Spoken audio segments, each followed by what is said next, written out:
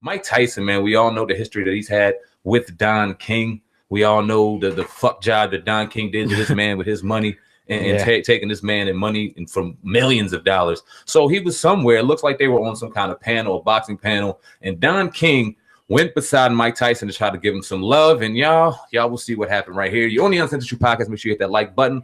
Let's go. Yes. Shucks, you can see that.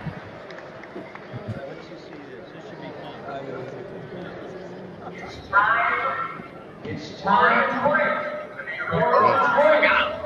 Oh, I got him. I got him. All right, so we see that right there, Mike Tyson. Oh, Mike, shut up. Mike, a real dude. All right, so Mike's, we all know Mike's a real dude. Sir Charles, we're going to defer to our celebrity correspondent right now. What you think about Mike Tyson? Yeah, I mean, smacking Don King with the water, and what he said after, bro.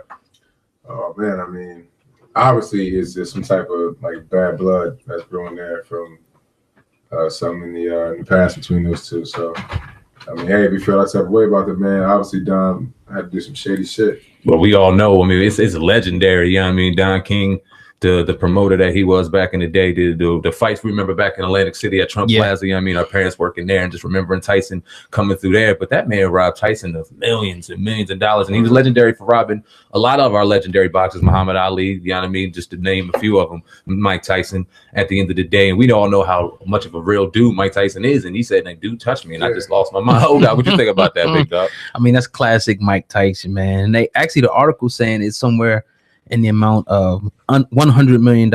You know, at one point Mike Tyson was suing Don King, you know what I mean, according to the article here on TMZ. So that's a lot of money, man. What the fuck would you do if somebody took you for $100 million? I mean, would a drink just be going? And he took the high road too. He said, I should have did it. I should have been a bigger man. But I mean, Don King's probably lucky that's all he got. What would you have done in this situation? Somebody got you for $100 million, Sir Charles. What was happening to them? Man, I'm not gonna talk about what Cameron. I would be looking for 100 M's. Yeah, man. Yeah, that's different.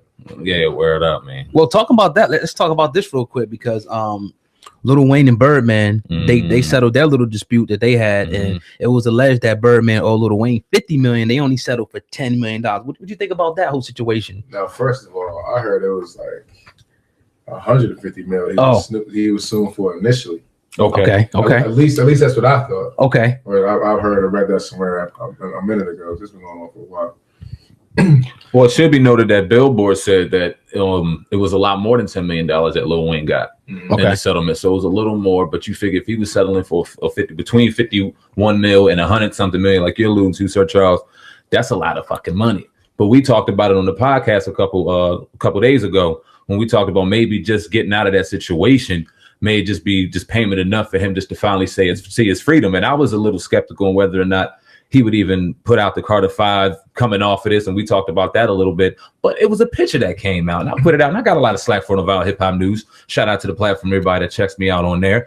And I talked about Lil Wayne being in the studio with Birdman again, and I said that this is why he's still under the control and why $10 million does not matter, why he will always be under the control of Birdman, and people were on my ass. So what do you think about that? Would you be in a situation where you're finally free from a man that's been keeping you locked down forever, and now you sit there weeks later or days later and you're in the studio with him? So Charles, what do you think about that, bro? I mean, honestly, at the end of the day, whatever's speculated between those two gentlemen, they have some type of bond that obviously, like, they grown ass men. So like, if after all that, if they still rocking with each other or associating with each other, then it's obviously for a reason. So I can't really speak upon their relationship. So I don't know.